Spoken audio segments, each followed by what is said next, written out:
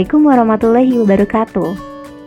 Bagaimana kabar teman-teman semuanya? Semoga teman-teman selalu dalam keadaan sehat dan tetap semangat. Baik teman-teman, pada pekan kali ini kita akan belajar mengenai kerjasama.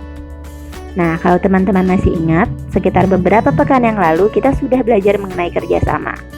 Pada pekan kali itu, Ustazah menjelaskan mengenai pengertian dari kerjasama, kemudian juga bentuk-bentuk dari kerjasama, kemudian juga manfaat yang dirasakan ketika melakukan kerjasama.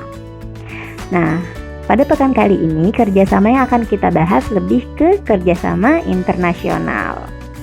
Karena nanti di akhir ada rangkuman dari materi mengenai kerjasama. Baik, kita masuk ke poin yang pertama mengenai kerjasama antar negara. Dalam kehidupan bernegara, seperti halnya manusia, ternyata negara juga butuh kerjasama loh teman-teman. Negara membutuhkan kerjasama dengan negara lainnya. Sama halnya dengan Indonesia. Indonesia membutuhkan bantuan dan kerjasama dari negara lain untuk memenuhi kebutuhan dari rakyatnya. Oleh sebab itu, dalam menjalin kerjasama, hendaknya diseleksi mana yang ada manfaatnya dan tidak. Nah, adapun manfaat dari kerjasama internasional. Manfaatnya bisa dilihat dari beberapa bidang. Yang pertama adalah manfaat di bidang ideologi, yaitu untuk menjaga dan mempertahankan kelangsungan hidup bangsa dan negaranya dari ancaman, gangguan, hambatan, dan gangguan internasional. Kemudian ada juga manfaatnya di bidang politik, yaitu untuk menunjang pelaksanaan kebijakan politik dan hubungan luar negeri yang diabadikan untuk kepentingan nasional. Manfaat selanjutnya ada di bidang ekonomi, yaitu untuk menunjang upaya meningkatkan pembangunan ekonomi nasional. Selanjutnya ada manfaat di bidang sosial budaya, yaitu untuk menunjang upaya pembinaan dan pengembangan nilai-nilai sosial budaya bangsa. Manfaat selanjutnya ada dari manfaat perdamaian dan keamanan internasional, yakni untuk menunjang upaya pemeliharaan dan pemulihan perdamaian.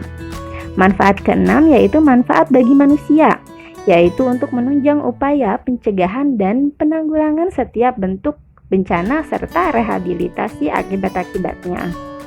Manfaat yang terakhir adalah manfaat lainnya, yaitu untuk meningkatkan peranan dan citra negara itu sendiri di forum internasional serta mendapatkan kepercayaan dari masyarakat internasional atau masyarakat yang bukan dari negaranya. Nah, kalau itu adalah manfaat yang dirasakan dengan adanya kerjasama internasional di setiap negara.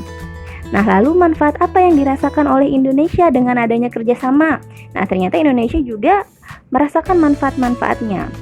Yang pertama adalah dengan adanya kerjasama internasional berarti Indonesia mempertahankan kemerdekaan bangsa dan menjaga keselamatan negaranya.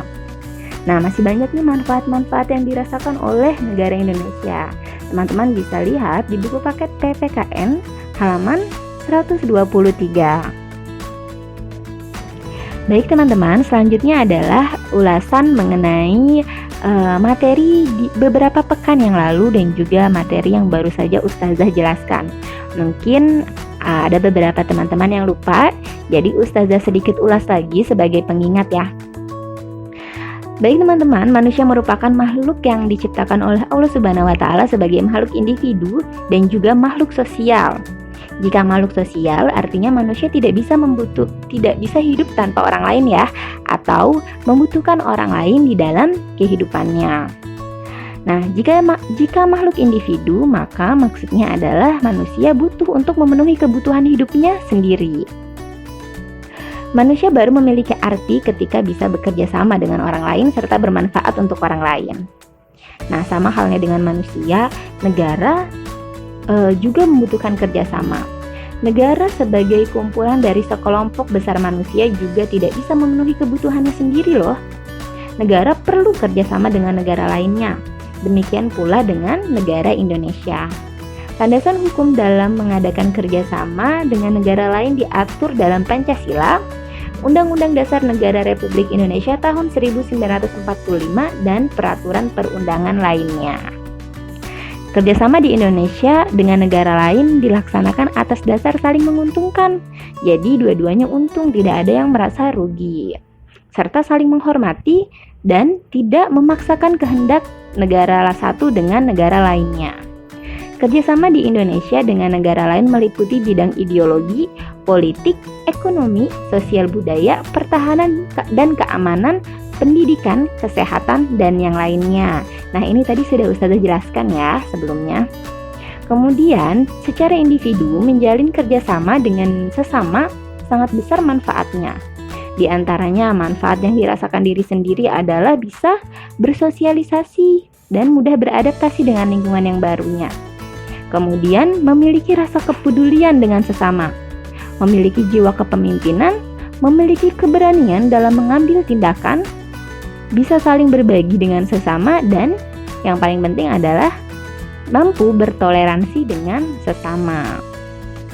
Sedangkan, kalau tadi adalah manfaat yang dirasakan diri sendiri, bagi negara Indonesia, manfaat kerjasama dengan negara lain antara lain kita dapat belajar dari keberhasilan negara lain yang lebih maju dari kita atau dari Indonesia, dan dapat saling melengkapi kebutuhan satu negara dengan negara lainnya sehingga masyarakatnya bisa aman, tentram, dan sejahtera.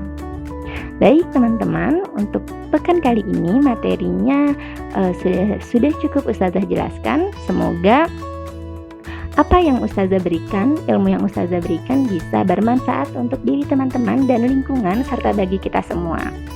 Baik, Ustazah tutup. Terima kasih. Wassalamualaikum warahmatullahi wabarakatuh.